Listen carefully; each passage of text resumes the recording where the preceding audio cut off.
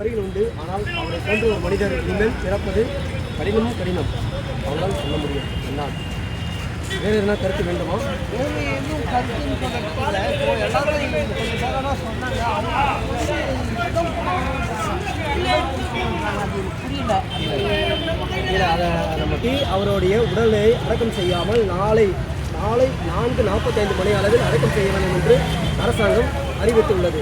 அதற்கு காரணம் என்னவென்றால் மக்கள் எல்லாரும் உரிமையாக வந்து நின்று பார்த்து அவரை சென்று வர வேண்டும் என்பதே அவர்களுடைய கருத்தாக இருக்கிறது. அதை நாம் புரிந்து கொண்டு நம் மனதில் ஏற்றுக்கொண்டு நம்ம உரிமையாக செல்ல வேண்டும்.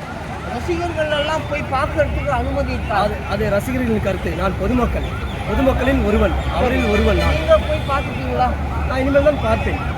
அவரை பார்க்க வேண்டும் என்ற அவசியம் எனக்கு கிடையாது. அவருடைய நிழல் பட்டால் போதும்.